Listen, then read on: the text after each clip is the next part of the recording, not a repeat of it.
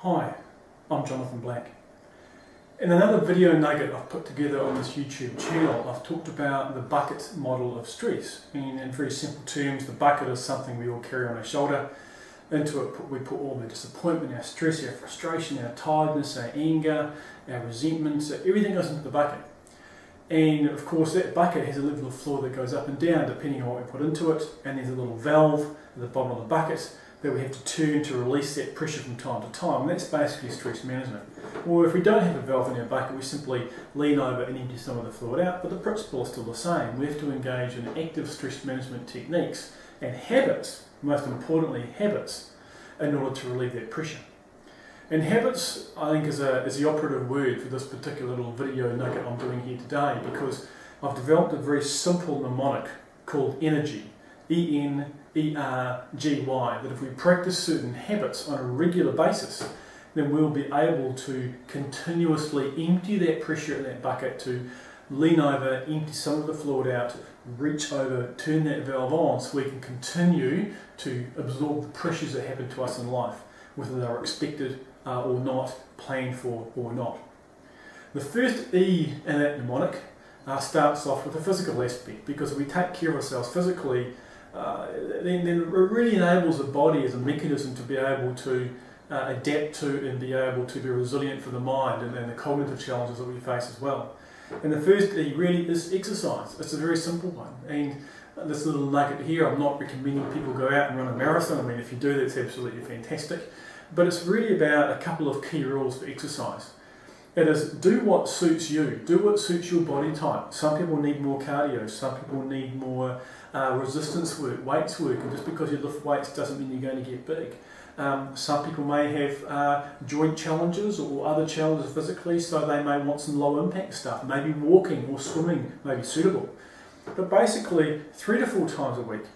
And exercise is about heart rate and sweat. You get to a certain age, you're not going to take your shirt off on the beach. So it's heart rate and sweat. You're working on what's going on inside, getting your lungs moving, getting your blood racing, getting your heart pumping, working your muscles, being flexible, being supple, working on our posture, working on our spine, doing all of the things that enables our body to hold itself upright, to pick things up, to do the things we need to do, to be able to run for a bus, to be able to run from the rain in a rainstorm, to get to work, to be able to play footy with our kids. Very, very functional things. And 3 or 4 times a week, heart rate and sweat, and do something that you enjoy. Exercise, it should not be a labour, it should not be something that we struggle with. You know, find something we enjoy, find an activity. If we're not too sure, Google it, look at what else is around there, look at what's out in our community. Maybe someone's doing a judo class, maybe someone's running a yoga class or a tai chi class. Whatever it is, as long as it places stress on you physically, then basically it is good for you. The second lesson in that mnemonic, N, stands for nutrition, and we're still with the physical aspects of what's going on. Now, all of us have come across the food pyramid. We all know what it is.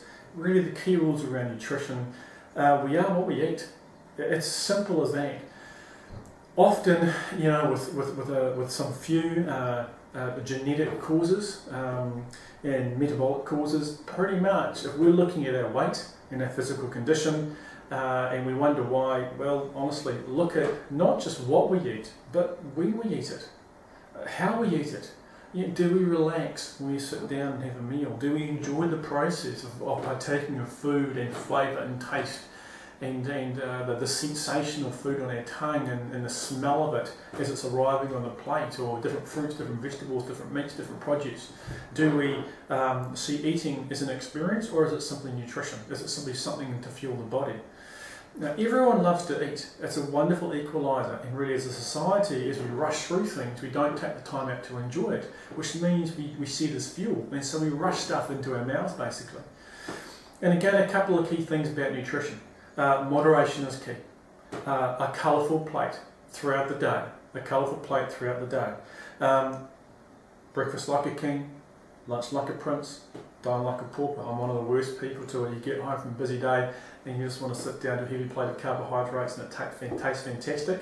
But I must admit, when I look at myself in the mirror, that's not really what I should be doing, but I know what I need to be doing. So moderation. And be aware that the energy levels that you have throughout the day really are strongly determined by what we actually put into our system to feed the organism. What feeds the organism is what the organism gets out of it.